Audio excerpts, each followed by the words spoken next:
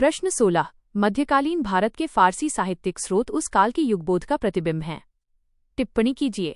300 शब्द भूमिका। मध्यकालीन भारतीय इतिहास में फारसी केवल राज दरबार की भाषा नहीं थी, बल्कि ये बौद्धिक, राजनीतिक और सांस्कृतिक अभिव्यक्ति का मुख्य माध्यम थी। इस काल के फारसी साहित्यिक स्रोत तत्कालीन युगबोध ज़ाइटगाइस्ट, जिसमें राजशाही का गौरव, प्रशासनिक नीतियां, सामाजिक सांस्कृतिक समन्वय और धार्मिक दृष्टिकोण शामिल थे, का जीवंत प्रतिबिंब प्रस्तुत करते हैं। फारसी साहित्यिक स्रोतों में युगबोध का प्रकटीकरण। 1। राजनीतिक विचार और संप्रभुता का सिद्धांत। फारसी शासकों के अधीन लिखे गए ग्रंथ तत्कालीन राजाओं के दैवीय अधिकार, उनके न्याय और सैन्य अभियानों के राजनीतिक युगबोध को स्पष्ट करते हैं।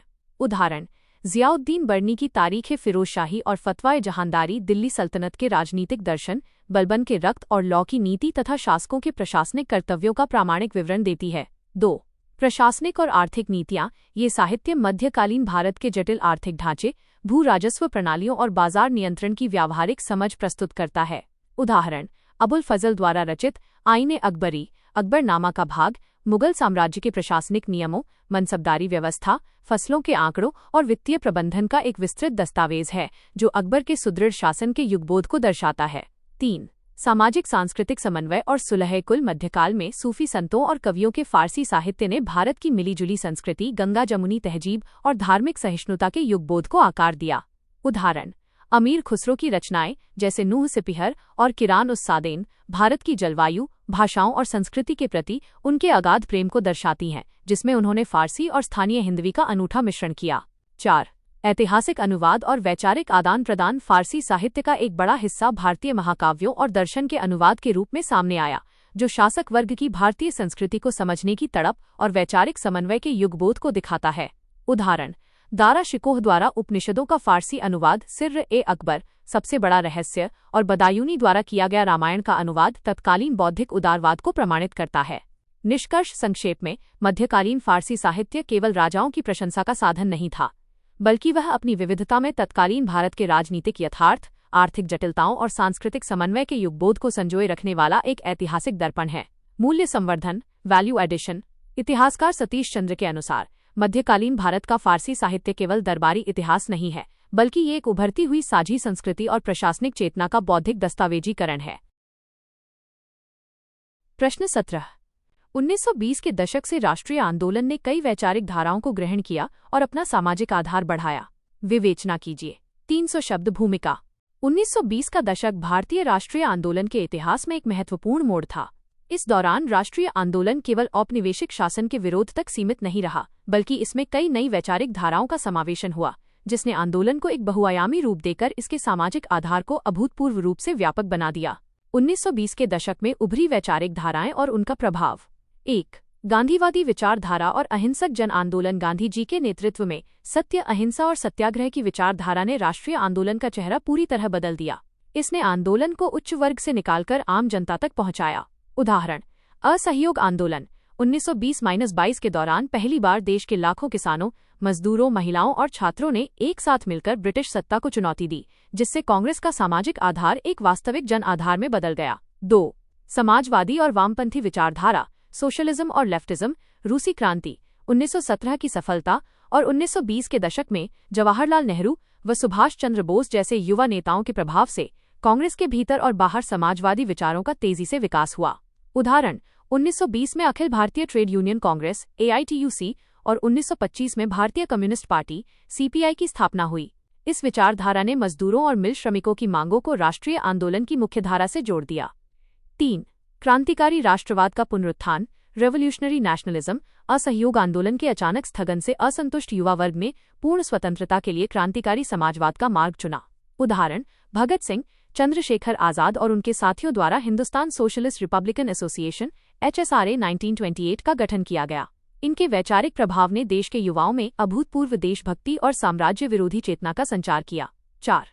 किसान और शोषित वर्ग का उभार। Peasant movements. इस दशक में देश के विभिन्न हिस्सों में स्थानीय जमींदारों और औपनिवेशिक नीतियों के खिलाफ शक्तिशाली किसान आंदोलन उठ खड़े हुए, जो बाद में राष्ट्रीय आंदोलन में विलीन हो गए। उदाहरण: बाबा रामचंद्र के नेतृत्व में अवध का किसान आंदोलन और बारदोली सत्याग्रह 1928 इसके प्रमुख उदाहरण हैं। साथ ही दक्षिण भारत में ईवी रामासामी पेरियार के आत्मसम्मान आंदोलन ने शोषित जातियों को राजनीतिक रूप से जागरूक किया। 5। सांप्रदायिक और दक्षिणपंथी धाराएं इस दौर में कुछ नकारात्मक वैचारिक धाराएं भी मजबूत हुईं, जिन्होंने धार्मिक पहचान के आधार पर राजनीति को प्रभावित किया। उदाहरण: हिंदू महासभा का पुनर्गठन और 1925 में राष्ट्रीय स्वयंसेवक संघ (आरएसएस) की स्थापना हुई, तो दूसरी ओर मुस्लिम लीग ने भी अपना आधार बढ़ाना शुरू किया। निष्कर्ष संक्षेप में 1920 के दशक से भारतीय राष्ट्रीय आंदोलन विभिन्न वैचारिक धाराओं का एक गतिशील संगम बन गया। इन विचारों के आपसी समन्वय और संघर्ष ने आंदोलन को वैचारिक रूप से परिपक्व किया और इसका सामाजिक आधार इतना मजबूत कर दिया कि ब्रिटिश सत्ता के लिए इसे दबाना असंभव हो गया। मूल्य संवर्धन, वैल्यू एडिशन। इतिहासकार सुमित सरकार के अनुसार 1920 का दशक वह कालखंड था जब राष्ट्रीय आंदोलन ने अपनी वर्गीय सीमाओं को तोड़कर समाज के हर तबके को अपने भीतर समेट लिया, जिससे भारतीय राष्ट्रवाद एक वास्तविक जन आंदोलन के रूप में स्थापित हुआ। प्रश्न 18। गांधार कला में मध्य एशियाई एवं यूनानी बैक्ट्रियाई तत्वों को उजागर कीजिए। 300 शब्द। भूमिका: भारत के उत्तर पश्चिमी भाग गांधार क्षेत्र में प्रथम शताब्दी ईसा पूर्व से 5वीं शताब्दी ईस्वी के मध्य विकसित हुई गांधार कला सांस्कृतिक संश्लेषण का एक अनूठा उदाहरण है। इस कला की विषय वस्तु भले ही पूर्णतः बौद्ध भारतीय थी, लेकिन इसके निर्माण की शैली और तकनीक पर यूनानी बैक्ट्रियाई, ग्रेको बैक्ट्रियन और मध्य एशियाई सेंट्रल एशियन संस्कृतियों का गहरा प्रभाव था। गांधार कला में विदेशी तत्वों का समावेश। 1. यूनानी बैक्ट्रियाई, ग्रीको रोमन तत्व। गांधार कला पर सिकंदर के आक्रमण और उसके बाद स्थापित यूनानी राज्यों का सबसे गहरा प्रभाव पड़ा, जिसे इसके शिल्प कौशल में स्पष्ट रूप से देखा जा सकता है। बुद्ध का अपोलो जैसा रूप। बुद्ध के चेहरे की शारीरिक बनावट, तीखे नैन नक्श, मूछें और घुंघराले बाल यूनानी देवता अपोलो से पूरी तरह प्रेरित हैं। यथार्थवादी शारीरिक सौष्ठव। यूनानी कला की तरह यहाँ भी मानव शरीर की मांसपेशियों, धमनियों और हड्डियों का अत्यंत सूक्ष्म व यथार्थवादी अंकन किया गया है। वस्त्रों की बुनावट और रोमन टोगा। बुद्ध की मूर्तियों पर दिखाए गए वस्त्रों की गहरी, घुमावदार और पारदर्शी सिलवटें, फोल्ड्स रोमन टोगा शैली के वस्त्रों से मेल खाती हैं। सहयोगी आकृतियाँ। कलाकृतियों में बौद्ध प्रतीकों के साथ यूनानी पौराणिक जीवों जैसे अटलांटिस, सेंटोर, आधा मानव आधा घोड़ा और कोरिंथियन स्तंभों कोरिंथियन पिलर्स का प्रचुर उपयोग किया गया है। 2. मध्य एशियाई शक कुषाण तत्व। कुषाण शासकों के संरक्षण में विकसित होने के कारण इस कला पर मध्य एशिया की जीवन शैली, वेशभूषा और शासकों की राजकीय परंपराओं का भी व्यापक प्रभाव पड़ा। शासकों की विशिष्ट वेशभूषा। गांधार कला में निर्मित बोधिसत्वों और भक्तों की मूर्तियों में मध्य एशियाई प्रभाव के रूप में लंबे भारी कोट, ट्यूनिक कुर्ता और घुटने तक ऊंचे चमड़े के जूते, बूट्स दिखाए गए हैं। आभूषणों की सघनता। बोधिसत्वों की मूर्तियों को भारी और जटिल मध्य एशियाई आभूषणों जैसे बाजूबंद और भारी कंठार से सुसज्जित किया गया है, जो कुषाण कुलीन वर्ग के वैभव को दर्शाता है। सामग्री का प्रयोग। प्रारंभिक दौर में नीले धूसर शिस्ट पत्थर शिस्ट स्टोन के प्रयोग के बाद उत्तरवर्ती काल में मध्य एशियाई प्रभाव के तहत स्टुको, चुना प्लास्टर और पकी मिट्टी टेराकोटा का बड़े पैमाने पर उपयोग किया गया, जिससे मूर्तियों में अत्यधिक गतिशीलता आई। निष्कर्ष संक्षेप में, गांधार कला एक ऐसा सांस्कृतिक संगम है जहां भारतीय आध्यात्मिकता को अभिव्यक्त करने के लिए यूनानी बैक्ट्रियाई शिल्प कौशल और मध्य एशियाई वेशभूषा का माध्यम अपनाया गया, जिसने वैश्विक कला इतिहास को समृद्ध किया। मूल्य संवर्धन, वैल्यू एडिशन। कला इतिहासकार अल्फ्रेड फूशे के अनुसार गांधार कला वास्तव में ग्रेको बुद्धिस्ट कला है, जिसका शरीर यूनानी और आत्मा पूरी तरह भारतीय है। प्रश्न 18। गांधार कला। प्रश्न 19। रेशियो 1857 का विप्लव ब्रिटिश शासन के पूर्ववर्ती 100 वर्षों में बार बार घटित छोटे एवं बड़े स्थानीय विद्रोहों का चरमोत्कर्ष था। सुस्पष्ट कीजिए। 300 शब्द। भूमिका। 1857 का विद्रोह कोई अचानक भड़की घटना नहीं था, बल्कि ये 1757 प्लासी के युद्ध के बाद से ब्रिटिश शासन की शोषक राजनीतिक, आर्थिक और धार्मिक नीतियों के खिलाफ संचित जन असंतोष का एक ऐतिहासिक विस्फोट और पूर्ववर्ती स्थानीय विद्रोहों का चरमोत्कर्ष था। पूर्ववर्ती विद्रोहों का क्रमिक विकास और 1857 में उनका चरमोत्कर्ष। 1. नागरिक और सन्यासी विद्रोह सिविल रिबेलियन। ब्रिटिश सत्ता द्वारा पारंपरिक शासकों को बेदखल करने और धार्मिक तीर्थयात्रियों पर कर लगाने के कारण 18वीं सदी के उत्तरार्ध से ही स्थानीय स्तर पर हिंसक विरोध शुरू हो गए थे। उदाहरण: बंगाल में सन्यासी और फकीर विद्रोह 1763-1800 तथा दक्षिण भारत में पॉलीगरों का विद्रोह 1799 ब्रिटिश राज के खिलाफ शुरुआती नागरिक प्रतिरोध के बड़े उदाहरण थे, जिन्होंने 1857 के लिए स्थानीय जमींदारों को विद्रोही आधार प्रदान किया। 2.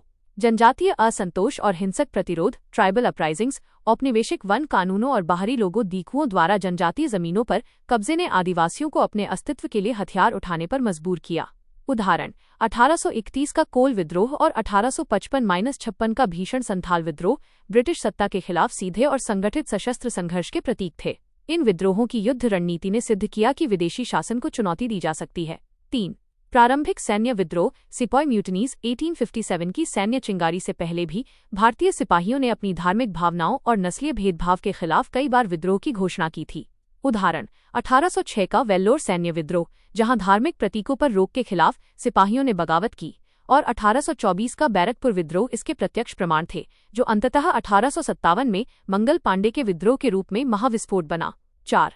किसान आंदोलन और आर्थिक शोषण पेजेंट रेजिस्टेंस अत्यधिक भू राजस्व और जमींदारों के अत्याचारों के खिलाफ देश के विभिन्न हिस्सों में किसानों के भीतर असंतोष सुलग रहा था।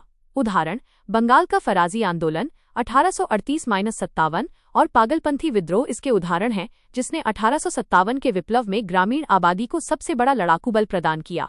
निष्कर्ष संक्षेप में, पिछले 100 वर्षों के ये बिखरे हुए स्थानीय विद्रोह क्षेत्रीय सीमाओं के कारण असफल रहे, लेकिन इन्होंने ब्रिटिश विरोधी चेतना को जीवित रखा, जिसका एकीकृत और व्यापक रूप 1857 के महाविप्लव के रूप में सामने आया।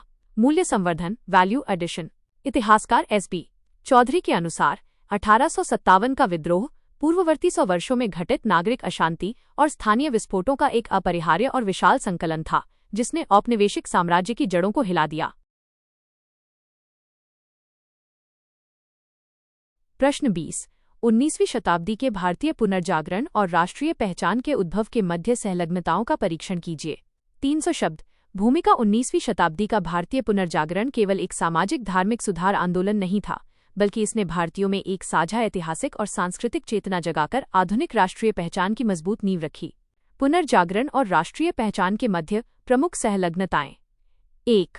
अतीत का पुनर्मूल्यांकन और सांस्कृतिक गौरव। पुनर्जागरण के चिंतकों ने भारत के प्राचीन इतिहास, दर्शन और ज्ञान की श्रेष्ठता को पुनर्जागृत किया, जिसने औपनिवेशिक हीन भावना को समाप्त कर राष्ट्रीय गौरव की भावना पैदा की।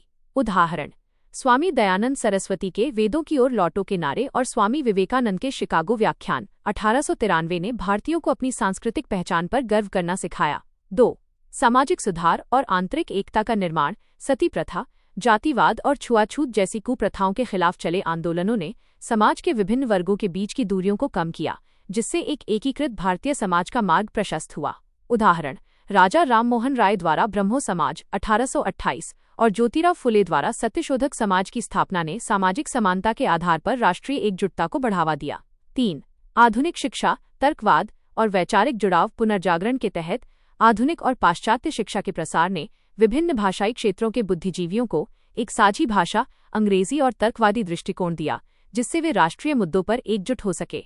उदाहरण हिंदू कॉलेज कलकत्ता के माध्यम से देश के युवाओं में स्वतंत्रता, समानता और बंधुत्व जैसे आधुनिक लोकतांत्रिक मूल्यों का संचार हुआ, जो राष्ट्रीय पहचान के मूल स्तंभ बने। 4. देशी प्रेस और राष्ट्रीय साहित्य का उभार। क्षेत्रीय भाषाओं के समाचार पत्रों और साहित्य ने ब्रिटिश औपनिवेशिक शोषण को उजागर किया और स्थानीय समस्याओं को एक राष्ट्रीय मंच प्रदान किया। उदाहरण बंकिम चंद्र चट्टोपाध्याय द्वारा रचित वंदे मातरम गीत और भारतेंदु हरिश्चंद्र के नाटक भारत दुर्दशा ने देश प्रेम की सामूहिक भावना को जन जन तक पहुंचाकर एक साझा पहचान दी। निष्कर्ष अंततः पुनर्जागरण की आत्मनिरीक्षण और सुधार की भावना ने क्षेत्रीय और धार्मिक संकीर्णताओं से ऊपर उठकर एक एकीकृत भारतीय राष्ट्रीय पहचान को जन्म दिया, जिसने स्वतंत्रता संग्राम का मुख्य आधार तैयार किया। मूल्य संवर्धन वैल्यू एडिशन। इतिहासकार के.एम. पणिक्कर के अनुसार 19वीं शताब्दी का पुनर्जागरण वो वैचारिक उथल-पुथल थी, जिसने खंडित भारतीय समाज को एक आधुनिक, प्रगतिशील और सुदृढ़ राष्ट्र के रूप में पुनर्गठित किया। प्रश्न 23. स्पष्ट कीजिए कि अमरीकी एवं फ्रांसीसी क्रांतियों ने आधुनिक विश्व की आधारशिलाएं किस प्रकार निर्मित की थीं। 300 शब्द। भूमिका 18वीं शताब्दी के उत्तरार्ध में घटित अमरीकी क्रांति 1776 और फ्रांसीसी क्रांति 1789 केवल अपने देशों तक सीमित नहीं थीं। इन दोनों क्रांतियों ने मध्यकालीन सामंती व्यवस्था और राजशाही को उखाड़ फेंककर आधुनिक विश्व के राजनीतिक, सामाजिक और वैधानिक ढांचे की मजबूत आधारशिला रखी। आधुनिक विश्व के निर्माण में दोनों क्रांतियों का योगदान। 1. लोकतांत्रिक और गणतांत्रिक व्यवस्था की स्थापना। अमरीकी क्रांति ने दुनिया को पहला आधुनिक लिखित संविधान और संघीय गणराज्य फेडरल रिपब्लिक दिया, जहां सत्ता वंशानुगत राजा के बजाय जनता द्वारा चुने गए प्रतिनिधियों के हाथ में आई। उदाहरण अमरीका में शक्ति के पृथक्करण के सिद्धांत सेपरेटिंग एग्जीक्यूटिव, लेजिस्लेचर, जुडिशियरी को लागू किया गया, जो आज दुनिया के अधिकांश लोकतांत्रिक देशों के संविधान का मूल आधार है। 2. मानवाधिकारों और व्यक्तिगत स्वतंत्रता की घोषणा। फ्रांसीसी क्रांति ने सामाजिक असमानता को समाप्त कर प्रत्येक नागरिक को जन्मसिद्ध अधिकारों से संपन्न बनाया, जिसने वैश्विक स्तर पर नागरिक अधिकारों की चेतना जगाई। उदाहरण: फ्रांस की मानव एवं नागरिकों के अधिकारों की घोषणा 1789 और अमरीकी संविधान का बिल ऑफ राइट्स ही आगे चलकर संयुक्त राष्ट्र यूएन के सार्वभौमिक मानवाधिकारों का आधार बने। 3. स्वतंत्रता, समानता और बंधुत्व का वैश्विक प्रसार। फ्रांसीसी क्रांति के इस त्रिसूत्रीय नारे ने संपूर्ण विश्व के औपनिवेशिक और शोषित समाजों को अपनी आज़ादी के लिए लड़ने की वैचारिक ऊर्जा दी। उदाहरण: फ्रांस के इन विचारों से प्रभावित होकर ही राजा राममोहन राय ने भारत में आधुनिक विचारों की शुरुआत की तथा टीपू सुल्तान ने मैसूर में जैकोबिन क्लब की स्थापना की थी। 4. आधुनिक राष्ट्रवाद, मॉडर्न नेशनलिज्म का उदय। इन क्रांतियों ने राष्ट्र की परिभाषा को राजा की सीमाओं से मुक्त कर जनता की संप्रभुता से जोड़ा। इसके प्रभाव से पूरे यूरोप और कालांतर में एशिया अफ्रीका में औपनिवेशिक मुक्ति के राष्ट्रीय आंदोलनों का जन्म हुआ। उदाहरण: फ्रांसीसी क्रांति के बाद ही यूरोप में इटली और जर्मनी के एकीकरण की पृष्ठभूमि तैयार हुई। 5. धर्मनिरपेक्षता और विधि का शासन। सेक्युलरिज्म और रूल ऑफ लॉ। क्रांतियों ने राज्य और राजनीति को चर्च व धर्म के नियंत्रण से अलग कर कानून के समक्ष समानता के सिद्धांत को स्थापित किया। उदाहरण: नेपोलियन कोड 1804 ने जन्म पर आधारित विशेषाधिकारों को समाप्त कर एक समान कानूनी नागरिक संहिता की नींव रखी। कंक्लूजन: संक्षेप में, अमरीकी क्रांति ने जहां आधुनिक लोकतंत्र को एक व्यावहारिक, संवैधानिक और प्रशासनिक ढांचा प्रदान किया, वहीं फ्रांसीसी क्रांति ने उसे सामाजिक समानता और प्रगतिशील वैचारिक चेतना से सुसज्जित किया। इन दोनों के बिना आधुनिक उदारवादी विश्व की कल्पना असंभव है। मूल्य संवर्धन, वैल्यू एडिशन। इतिहासकार E.J. हॉब्सबॉम के अनुसार 18वीं सदी के अंत की ये जुड़वां क्रांतियां, ट्विन रेवोल्यूशंस, वास्तव में आधुनिक विश्व का वैचारिक उद्गम स्थल थीं, जिन्होंने मनुष्य को प्रजा से बदलकर संप्रभु नागरिक बना दिया।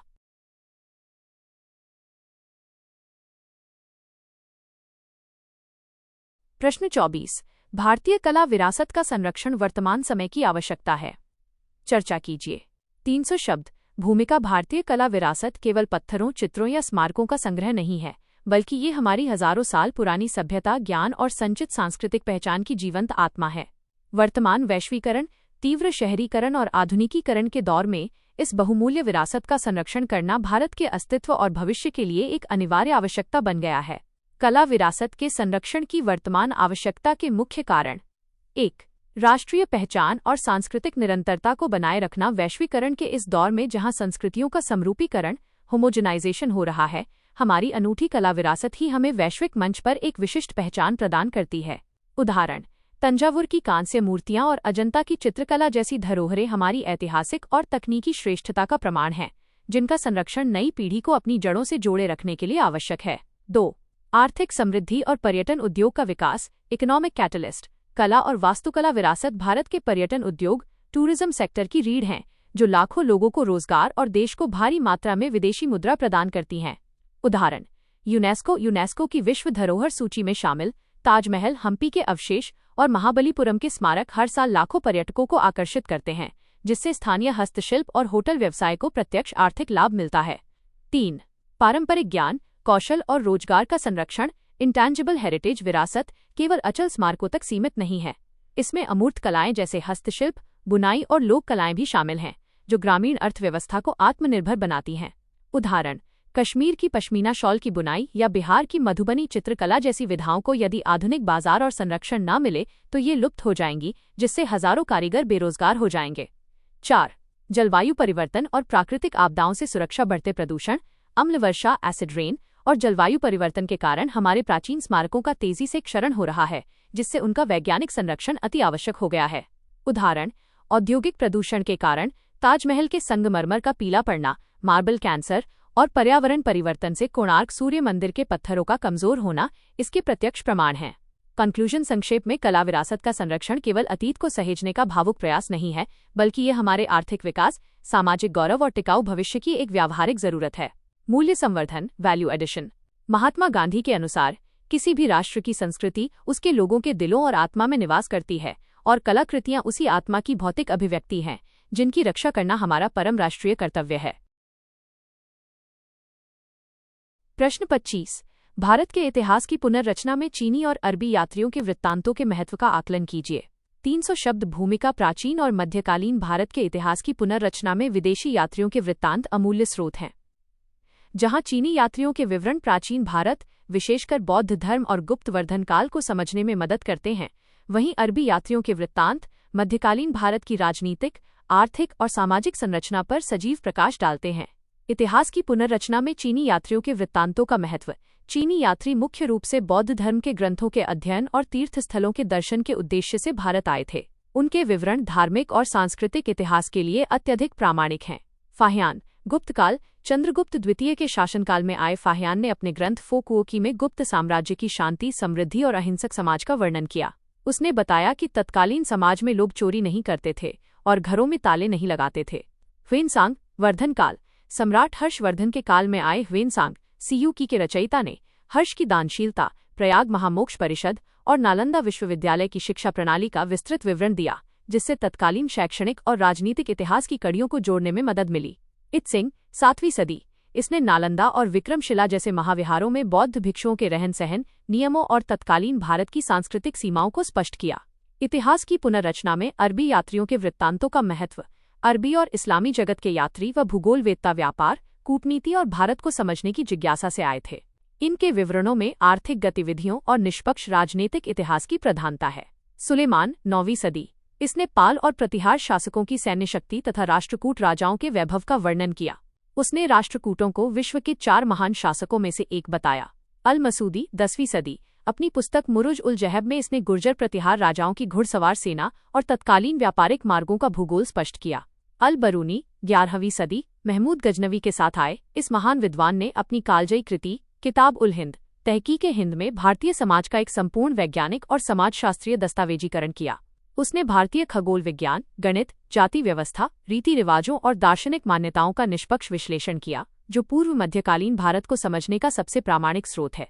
कंक्लूजन, संक्षेप में, चीनी यात्रियों ने जहां भारतीय इतिहास को धार्मिक और सांस्कृतिक शुद्धता प्रदान की, वहीं अरबी लेखकों ने इसे व्यावहारिक, आर्थिक और भौगोलिक यथार्थ से समृद्ध किया। इन दोनों के बिना प्राचीन और मध्यकालीन भारत का कालक्रम और सामाजिक इतिहास अधूरा रहता। मूल्य संवर्धन, वैल्यू एडिशन। इतिहासकार आर.सी. मजूमदार के अनुसार विदेशी यात्रियों के ये वृत्तांत प्राचीन भारतीय इतिहास के उस धुंधले मार्ग में प्रकाश स्तंभ की तरह काम करते हैं, जहां स्थानीय साहित्यिक स्रोत मौन या अतिशयोक्तिपूर्ण हो जाते हैं। प्रश्न 26। वर्तमान समय में महात्मा गांधी के विचारों के महत्व पर प्रकाश डालिए। 300 शब्द।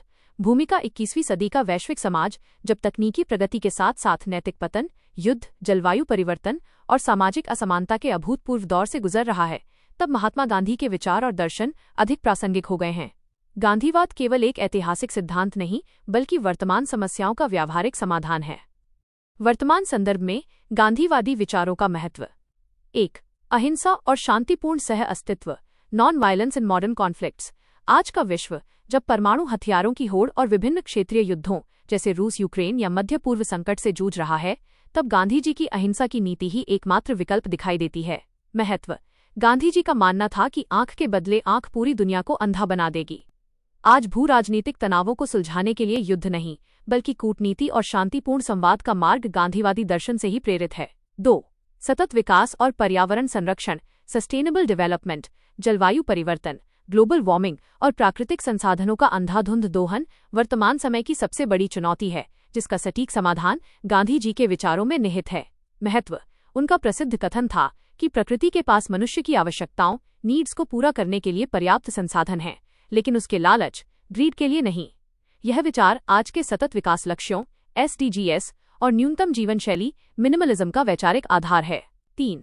सर्वोदय और सामाजिक समरसता, सर्वोदय एंड सोशल इंक्लूजन। आधुनिक आर्थिक प्रगति ने अमीर और गरीब के बीच की खाई को अत्यधिक गहरा कर दिया है, जिससे सामाजिक असंतोष बढ़ रहा है। महत्व।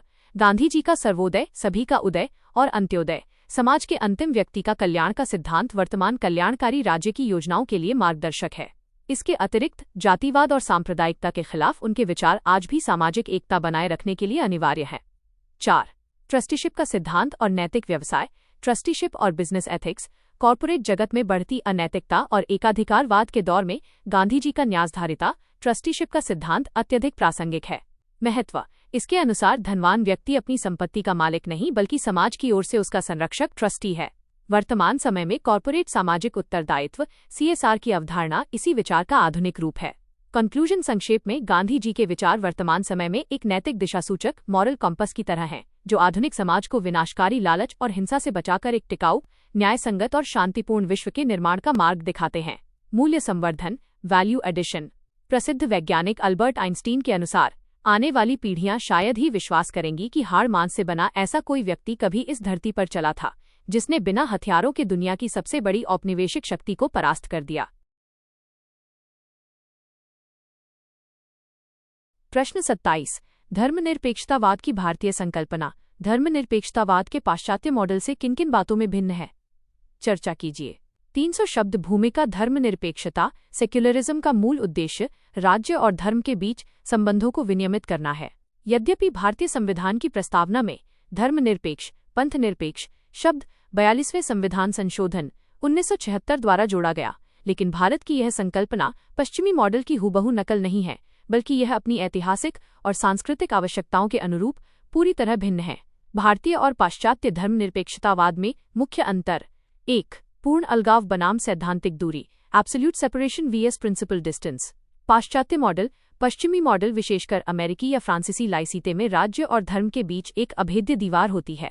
राज्य न तो धार्मिक मामलों में हस्तक्षेप कर सकता है और न ही धर्म राज्य के कार्यों में। भारतीय मॉडल, भारत में पूर्ण अलगाव के बजाय सैद्धांतिक दूरी प्रिंसिपल डिस्टेंस का सिद्धांत लागू होता है। इसका अर्थ है कि राज्य सभी धर्मों से समान दूरी बनाए रखता है, लेकिन सामाजिक न्याय और सुधार के लिए धार्मिक मामलों में सकारात्मक हस्तक्षेप कर सकता है।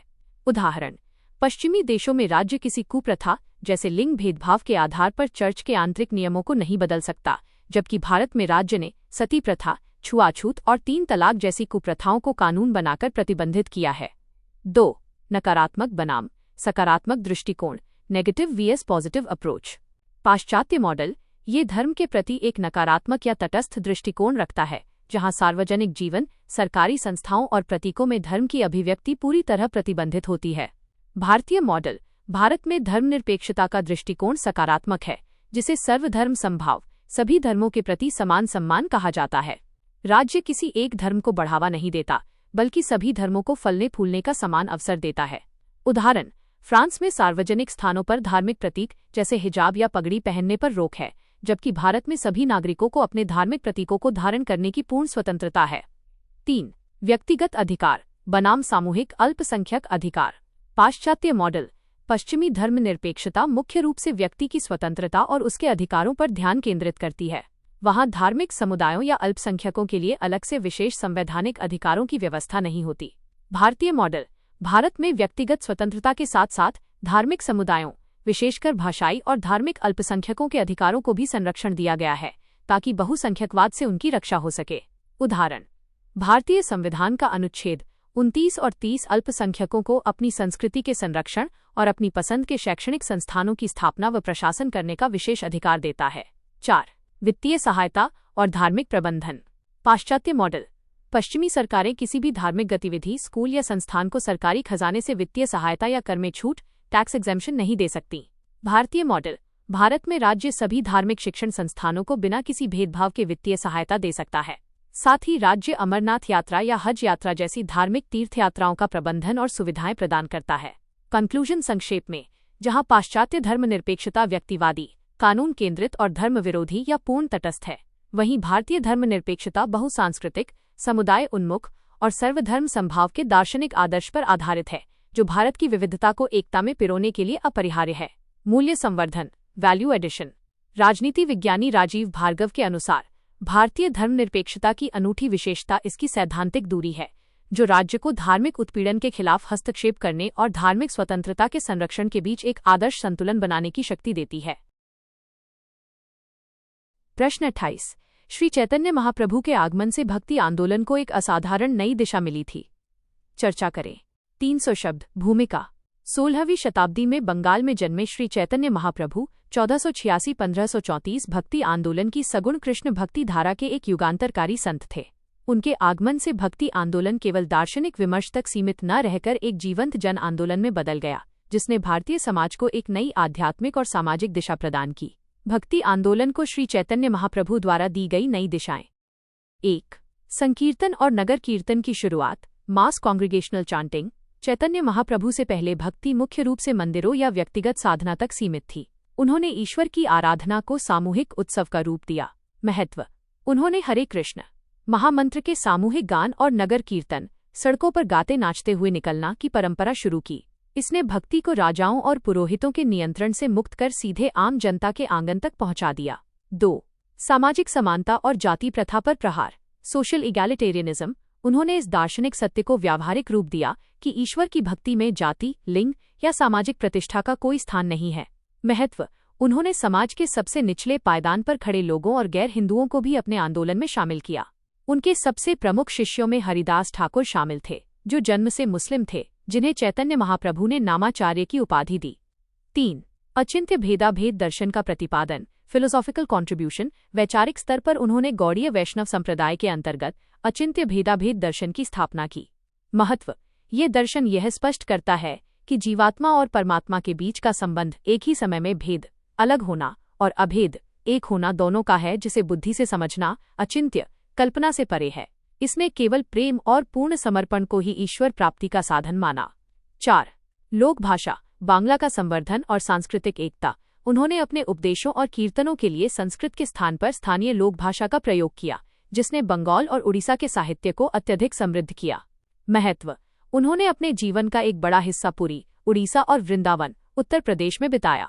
उनके प्रयासों से लुप्त हो चुके वृंदावन को पुनः कृष्ण भक्ति के वैश्विक केंद्र के रूप में पहचान मिली, जिससे उत्तर और पूर्वी भारत के बीच एक मजबूत सांस्कृतिक सेतु का निर्माण हुआ। निष्कर्ष संक्षेप में, श्री चैतन्य महाप्रभु ने भक्ति आंदोलन को कर्मकांडों की जटिलता से निकालकर प्रेम, संगीत और नृत्य के एक ऐसे सरल मार्ग पर ला खड़ा किया, जिसने तत्कालीन खंडित समाज को भावनात्मक रूप से एक सूत्र में पिरो दिया। मूल्य संवर्धन, वैल्यू एडिशन। इतिहासकारों के अनुसार श्री चैतन्य महाप्रभु ने ईश्वर की भक्ति को मंदिरों के गर्भगृह से निकालकर जनसाधारण की चेतना और सड़कों तक पहुंचा दिया, जिससे मध्यकालीन भारत में एक महान आध्यात्मिक लोकतंत्र की स्थापना हुई। प्रश्न 28.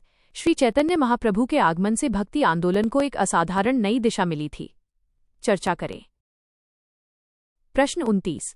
आप इस विचार को कि गुप्तकालीन सिक्का शास्त्रीय कला की उत्कृष्टता का स्तर बाद के समय में नितांत दर्शनीय नहीं है, किस प्रकार सही सिद्ध करेंगे? 300 शब्द भूमिका। गुप्तकाल 4वीं से 6वीं शताब्दी ईस्वी को प्राचीन भारतीय इतिहास का स्वर्ण युग माना जाता है, जिसका एक बड़ा कारण इसकी सिक्का शास्त्रीय कला, न्यूमिस्मैटिक आर्ट की अभूतपूर्व उत्कृष्टता है। गुप्त शासकों द्वारा जारी किए गए सोने के सिक्के, दीनार, शिल्प कौशल, सौंदर्य और विविधता की दृष्टि से कला के चरमोत्कर्ष पर थे, जिसकी तुलना में उत्तरवर्ती बाद के काल के सिक्के कलात्मक रूप से अत्यंत कमजोर और फीके नजर आते हैं। गुप्तकालीन सिक्कों की कलात्मक उत्कृष्टता और उत्तरवर्ती काल से तुलना। 1. यथार्थवाद और अद्वितीय शारीरिक सौष्ठव। गुप्तकालीन सिक्कों पर उकेरी गई आकृतियां अत्यधिक जीवंत और यथार्थवादी हैं। इनमें राजाओं और देवियों के शरीर की बनावट, मांसपेशियों और शारीरिक भाव भंगिमाओं को सूक्ष्मता से दर्शाया गया है। उदाहरण: समुद्रगुप्त के व्याघ्र निहंता, बाघ का शिकार करते हुए और अश्वमेध प्रकार के सिक्कों में राजा की वीरता और पराक्रम का सजीव अंकन है। इसके विपरीत गुप्तोत्तर काल जैसे हर्ष या राजपूत काल के सिक्कों पर आकृतियां सपाट, बेजान और ज्यामितीय रेखाओं जैसी प्रतीत होती हैं। 2. विविध विषय वस्तु और नवीनता। गुप्त राजाओं ने केवल अपनी तस्वीरें नहीं छपवाईं, बल्कि अपनी व्यक्तिगत रुचियों, संगीत, प्रेम और सामाजिक धार्मिक जीवन को सिक्कों का विषय बनाया। उदाहरण: समुद्रगुप्त का वीणा वादन प्रकार का सिक्का उनके संगीत प्रेम को और कुमारगुप्त का कार्तिकेय प्रकार का सिक्का धार्मिक आस्था को उत्कृष्ट रूप से प्रदर्शित करता है। बाद के काल में सिक्कों पर ऐसी कलात्मक विविधता पूरी तरह समाप्त हो गई और वे केवल नाम या राज्य के पारंपरिक प्रतीकों तक सिमट कर रह गए। 3.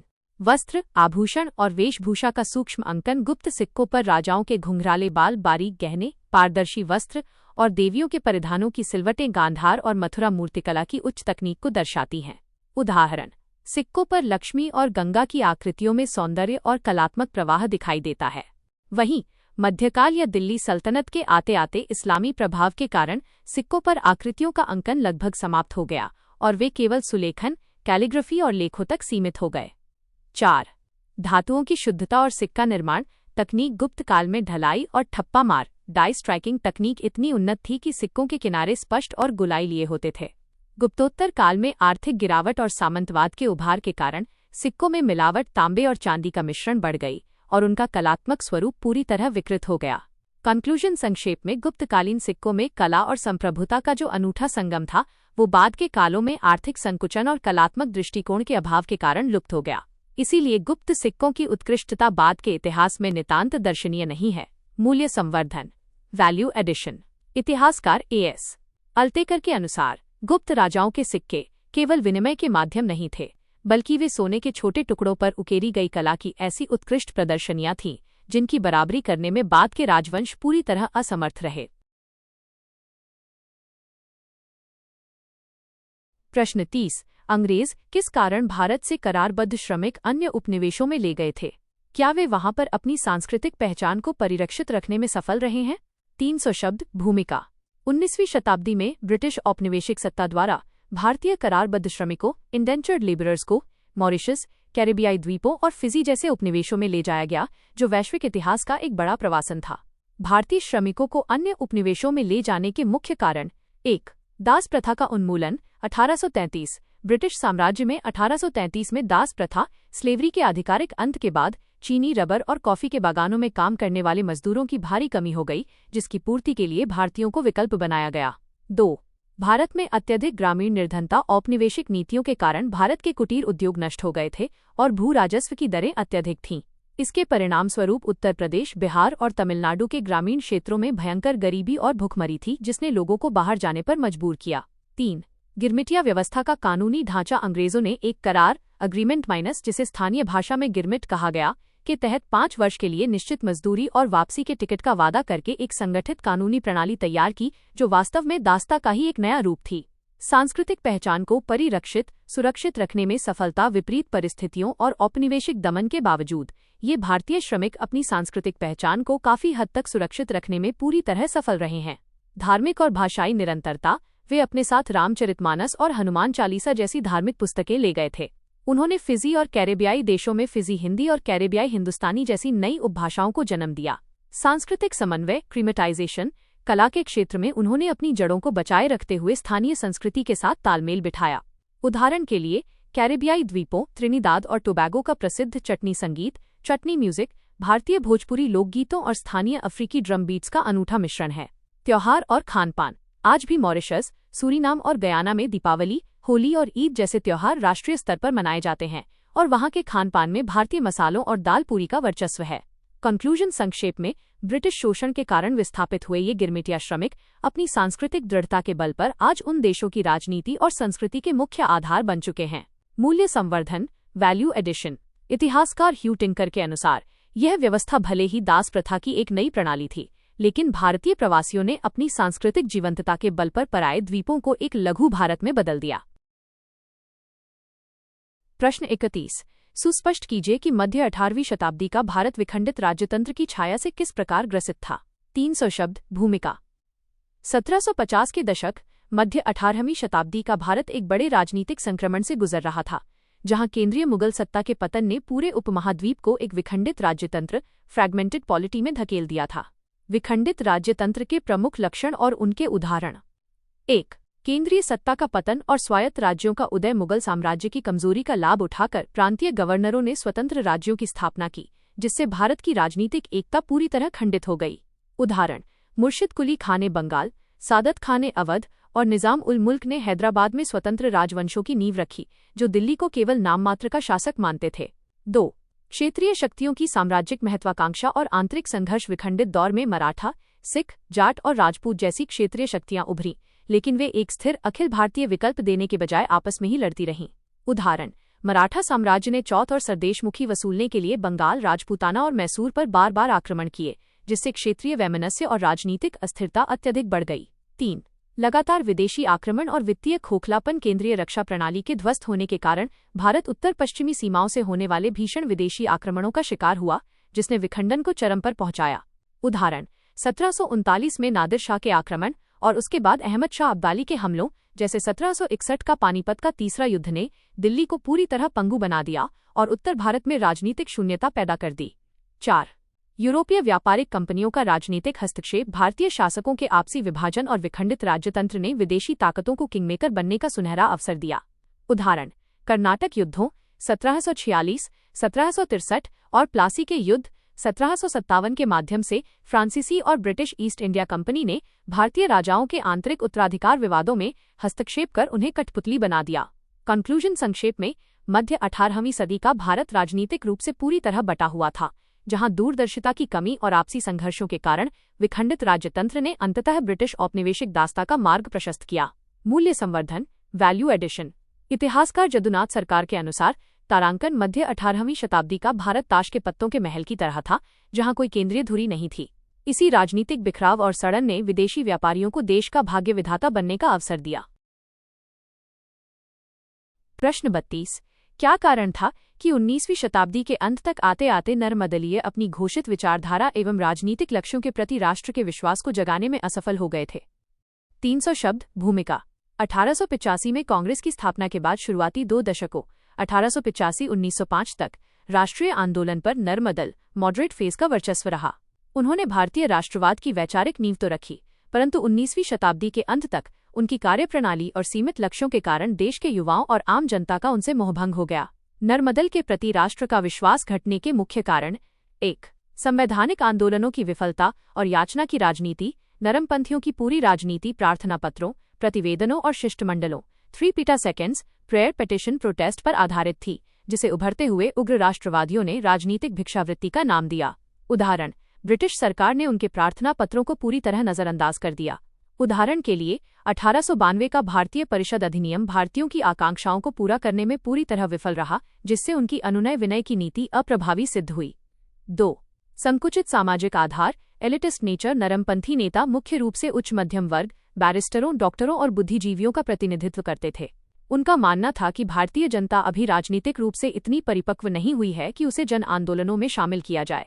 उदाहरण: कांग्रेस के वार्षिक अधिवेशनों में आम किसानों, मजदूरों या कारीगरों की कोई भागीदारी नहीं होती थी। जनता से इस दूरी के कारण राष्ट्र के भीतर ये संदेश गया कि यह आंदोलन केवल पढ़े लिखे संभ्रांत वर्ग के हितों तक सीमित है। 3. ब्रिटिश न्यायप्रियता में अंधविश्वास। नरमपंथियों का दृढ़ विश्वास था कि अंग्रेज मूल रूप से न्यायप्रिय हैं और वे भारत का भला चाहते हैं, वे केवल भारतीय समस्याओं से अनभिज्ञ हैं। उदाहरण: फिरोज शाह मेहता और गोपाल कृष्ण गोखले जैसे नेताओं का मानना था कि ब्रिटिश शासन भारत के आधुनिकीकरण के लिए आवश्यक है। ये दार्शनिक दृष्टिकोण उस युवा पीढ़ी को हजम नहीं हुआ जो जमीन पर ब्रिटिश आर्थिक शोषण और प्लेग अकाल जैसी महामारियों के दौरान प्रशासनिक क्रूरता को देख रही थी। 4. पूर्ण स्वराज के लक्ष्य का अभाव। नरमपंथियों का राजनीतिक लक्ष्य ब्रिटिश साम्राज्य के अंतर्गत केवल डोमिनियन स्टेटस, औपनिवेशिक स्वशासन या प्रशासनिक सुधार तक सीमित था, न कि पूर्ण स्वतंत्रता। उदाहरण: वे केवल विधायी परिषदों में सीटों की संख्या बढ़ाने और सिविल सेवा परीक्षा भारत में कराने जैसी आंशिक मांगों तक सिमटे रहे, जो देश के युवाओं को आकर्षित करने में पूरी तरह असफल रही। कंक्लूजन संक्षेप में, नरमपंथियों की औपनिवेशिक निष्ठा, जनता पर अविश्वास और दयनीय राजनीतिक तरीकों के कारण 19वीं सदी के अंत तक राष्ट्र का उन पर से भरोसा उठ गया, जिसने गर्मदल एक्सट्रीमिस्ट्स के उदय की पृष्ठभूमि तैयार की। मूल्य संवर्धन, वैल्यू एडिशन। बाल गंगाधर तिलक ने नरमपंथियों की आलोचना करते हुए स्पष्ट कहा था, तारांकन, यदि हम वर्ष में एक बार मेंढक की तरह टर टर करेंगे तो हमें अपने प्रयासों में कभी सफलता नहीं मिलेगी। राजनीतिक अधिकार याचना करने से नहीं, बल्कि संघर्ष से मिलते हैं। प्रश्न 33। सहिष्णुता एवं प्रेम की भावना न केवल अति प्राचीन समय से ही भारतीय समाज का एक रोचक अभिलक्षण रही है, अपितु वर्तमान में भी ये एक महत्वपूर्ण भूमिका निभा रही है। सविस्तार स्पष्ट कीजिए। 300 शब्द। भूमिका। सहिष्णुता, टॉलरेंस और प्रेम की भावना भारतीय सभ्यता के मूल स्तंभ हैं। वसुधैव कुटुंबकम, पूरी धरती ही मेरा परिवार है, के विचार को जीने वाले भारतीय समाज में यह भावना केवल एक नैतिक गुण नहीं रही, बल्कि इसने अति प्राचीन काल से लेकर वर्तमान डिजिटल और आधुनिक युग तक भारत के सामाजिक ताने बाने को अक्षुण्ण बनाए रखने में केंद्रीय भूमिका निभाई है। अति प्राचीन समय से भारतीय समाज के अभिलक्षण के रूप में 1. दार्शनिक और धार्मिक समन्वय। प्राचीन भारत में विभिन्न विचारधारों और धर्मों का सह अस्तित्व इसकी सहिष्णुता का सबसे बड़ा प्रमाण है। उदाहरण: वैदिक धर्म के समानांतर बौद्ध और जैन धर्म का उदय हुआ। शासकों ने किसी विचार को कुचलने के बजाय उन्हें फलने फूलने का अवसर दिया। सम्राट अशोक के 12वें शिलालेख में स्पष्ट कहा गया है कि मनुष्य को अपने धर्म की प्रशंसा और दूसरे के धर्म की अकारण निंदा नहीं करनी चाहिए। 2. विदेशी प्रवासियों और संस्कृतियों का स्वागत। भारत ने अपनी प्रेम और सहिष्णुता की परंपरा के कारण दुनिया भर से उत्पीड़ित होकर आए विभिन्न समुदायों को शरण दी और उन्हें अपनी संस्कृति में आत्मसात किया। उदाहरण: यहूदी, पारसी और शुरुआती ईसाई व मुस्लिम व्यापारी भारत आए और यहाँ की संस्कृति का अभिन्न अंग बन गए। मध्यकाल में सूफी और भक्ति संतों, जैसे कबीर, गुरु नानक और मीराबाई ने ईश्वर के प्रति प्रेम और मानवता को सर्वोपरि मानकर समाज को एक सूत्र में पिरोया। वर्तमान समय में महत्वपूर्ण भूमिका आज के आधुनिक बहुसांस्कृतिक और वैश्विक संदर्भ में भी ये भावना भारत के अस्तित्व के लिए अनिवार्य बनी हुई है। 1. बहुसांस्कृतिक लोकतंत्र का सफल संचालन। भारत दुनिया की सबसे अधिक विविधताओं, हजारों भाषाएं, जातियां और सभी प्रमुख धर्म वाला देश है। भूमिका। वर्तमान में ये सहिष्णुता ही है जो इस विशाल विविधता के बीच संवैधानिक लोकतंत्र को सुचारू रूप से चला रही है। ये बहुसंख्यकवाद को रोकती है और अल्पसंख्यकों को सुरक्षा की भावना देती है। 2. वैश्वीकरण और विविधता में एकता। Unity in diversity. तीव्र शहरीकरण और वैश्वीकरण के इस दौर में विभिन्न क्षेत्रों के लोग एक साथ काम कर रहे हैं। भूमिका। महानगरों में विभिन्न सांस्कृतिक पृष्ठभूमि के लोगों का आपसी तालमेल और एक दूसरे के त्योहारों जैसे ईद, दीपावली, क्रिसमस को मिलकर मनाना सामाजिक समरसता को सुदृढ़ करता है। 3. Soft power. सॉफ्ट पावर के रूप में वैश्विक पहचान। अंतर्राष्ट्रीय मंच पर भारत की छवि एक शांतिप्रिय और न्यायसंगत राष्ट्र की है। भूमिका। भारत की विदेश नीति में निहित पंचशील सिद्धांत और वैश्विक संकटों के समय मानवीय सहायता, वैक्सीन मैत्री या आपदा राहत भेजना हमारी इसी पारंपरिक प्रेम और सहिष्णुता की भावना का वैश्विक विस्तार है। कंक्लूजन। संक्षेप में, सहिष्णुता और प्रेम की भावना ने भारत के अतीत को गौरवमयी बनाया और आज वर्तमान की आंतरिक चुनौतियों से निपटते हुए एक सशक्त व समावेशी राष्ट्र के निर्माण में मार्गदर्शक की भूमिका निभा रही है। संवर्धन। Value action.